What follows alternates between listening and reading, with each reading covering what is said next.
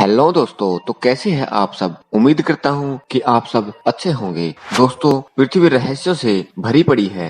पृथ्वी की अद्भुत कारीगरी को देखकर हम चौंकने के सिवाय कुछ नहीं कर सकते। वनस्पतियों के इस विचित्र संसार में अनेक आश्चर्यजनक अजूबे भरे पड़े हैं। उन्हीं में से एक अजूबा है मांसाहारी पौधों का अद्भुत संसार। दोस्तों, प्रकृति में संतुलन बनाए रखने के लिए पेड़ पौधों का अत्यधिक योगदान है, इसमें कोई दो राय नहीं है। पेड़ पौधे ताजी हवा, फल फूल देकर हमेशा मानव का कल्याण करते हैं। लेकिन आपने कभी यह सुना है कि पौधे भी मांसाहारी होते हैं? यह क्वेश्चन अपने आप में आश्चर्य है, क्योंकि अधिकांश पेड़ पौधे सूर्य के प्रकाश और पानी से स्वयं अपना भोजन बनाते हैं। लेकिन यह भी सत्य है कि कुछ पौधे मांसाहारी भी होते हैं और कीड़े मकोड़ों को अपना भोजन बनाते हैं। दोस्तों, मांसाहारी पौधों की खोज सर्वप्रथम 1875 में हुई थी। महान वैज्ञानिक चार्ल्स डार्विन ने इन पौधों के बारे में लिखा है। कुछ पौधों में न केवल छोटे जीवों को पकड़ने की क्षमता है, बल्कि उन्हें पचाकर उनमें मौजूद पोषक तत्वों को अवशोषित करने की भी क्षमता है। यह बात उन्होंने 100 साल से ज्यादा समय पहले कही थी, परंतु आज भी हम मांसाहारी पौधों को देखकर सरप्राइज हो जाते हैं। आमतौर पर मांसाहारी पौधे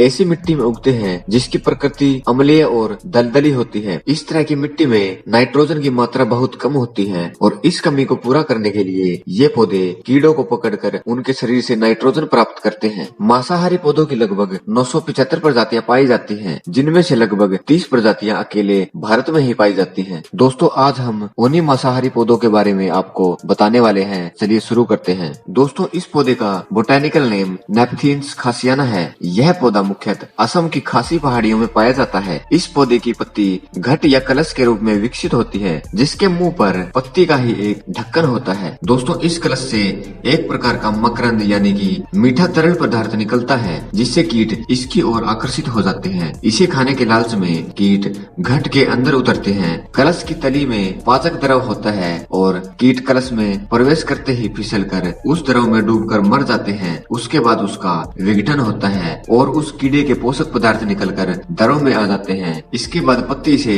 सोख लेती है। दोस्तों, ऐसे ही एक खूबसूरत पौधे का नाम है संडू। इस पौधे का वानस्पतिक नाम ड्रोसेरा है। यह हमारे देश के अनेक भागों में पाया जाता है। इसके पत्तों पर अनेक रेशे निकले रहते हैं, जो एक चिपचिपा रस पैदा करते हैं, जो सूरज की रोशनी में ओस के कणों के समान चमकता रहता है। इन चमकती बूंदों की ओर कीट आकर्षित होते रहते हैं और स्पर्श करते ही चिपक जाते हैं। इसके पश्चात कीटों के छटपटाने से लंबे रेशे सक्रिय हो जाते हैं और चारों तरफ से कीट इसको जकड़कर बंदी बना लेते हैं। इन रेशों से एक प्रकार का पाचक द्रव निकलता है, जो कीटों के पोषक तत्वों को अवशोषित कर लेता है। दोस्तों, पाचन पूर्ण होने पर ये पुनः सीधे हो जाते हैं और अगले शिकार की प्रतीक्षा करने लगते हैं। दोस्तों, फूल के आकार के इस पौधे का नाम ब्लैडरवोर्ट है। इस पौधे का वानस्पतिक नाम यूट्रिकुलेरिया है। यह मांसाहारी पौधा भारत के अधिकांश जलाशयों में पाया जाता है। पूरा पौधा पानी के नीचे रहता है और इसकी पत्तियां बहुत अधिक खंडित होती है। इसकी नोक पर थैली जैसी संरचना होती है। इसमें वे सूक्ष्म प्राणी पकड़ लिए जाते हैं, जो जलधारा के साथ आते रहते हैं। थैली का खुलना और बंद होना एक वालों के द्वारा संचालित होता है। शिकार के पच जाने के बाद वाल्व खुल जाता है और अगले शिकार को पकड़ने के लिए तैयार हो जाता है। दोस्तों, बहुत ही रंगीन दिखने वाले इस पौधे का नाम वीनस फ्लाई ट्रैप है। इस पौधे का वानस्पतिक नाम डायोनिया मसीपुला है। यह पौधा मुख्य रूप से अमेरिका के कैलिफोर्निया क्षेत्र में पाया जाता है। इसके पत्ते दो पार्ट में बटे होते हैं और दोनों के मध्य एक उभार होता है। वह दरवाजे के कब्जे की तरह काम करता है। पत्ते के दोनों भागों की सतह पर संवेदनशील बाल जैसे रेशे होते हैं। अगर इनमें से किसी भाग को छू ले तो ये दोनों भाग तुरंत बंद हो जाते हैं और कीट को अपने भीतर कैद कर लेते हैं। कीट को पूरी तरह पचाने के पश्चात पत्ते दोनों भाग पुनः खुल जाते हैं और अन्य शिकार की प्रतीक्षा करने लगते हैं। दोस्तों, इस बहुत ही खूबसूरत दिखने वाले पौधे का नाम सारासेनिया है। दोस्तों, नेपथीन्स की तरह सारासेनिया भी घटपर्णी पादप है। यह मुख्यतः अमेरिका और कनाडा के कई क्षेत्रों में पाया जाता है। सारासेनिया के घट कीटों को अपनी ओर आकर्षित कर लेते हैं। एक बार कीट इसके अंदर चला जाता है तो वह घट के अंदर स्थित द्रव में फंस जाता है और उसके बचने की कोई उम्मीद नहीं होती। पाचक द्रव उस कीट के पोषक पदार्थ को ग्रहण कर लेते हैं। दोस्तों, फूल वाले इस पौधे का नाम बटरवॉर्ट है। इस पौधे का वानस्पतिक नाम पिंगुइकुला है। इस पौधे के फूल अत्यधिक सुंदर और आकर्षक होते हैं। इस पौधे की पत्तियां चिपचिपी एवं ओस के समान द्रव संचालित करती हैं, जिससे कीट इनकी ओर खींचे चले आते हैं और जैसे ही कीट इन पर बैठता है तो वह चिपक जाता है। किसी भी तरह दोबारा उड़ नहीं सकता। चिपके हुए कीट का पाचन द्रव द्वारा कर लिया जाता है और उनसे पोषक तत्व मुख्यतः नाइट्रोजन ग्रहण कर ली जाती है।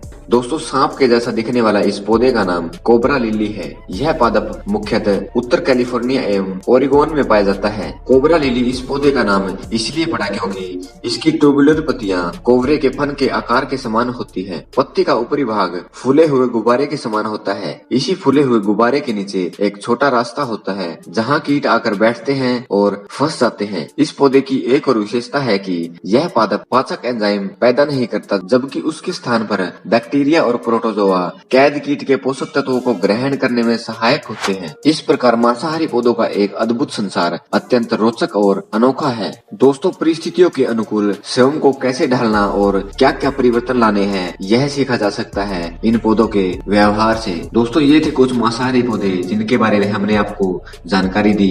अगर जानकारी पसंद आए तो प्लीज हमारे चैनल को सब्सक्राइब करें ताकि हमारी हर वीडियो आपको मिलती रहे। धन्यवाद।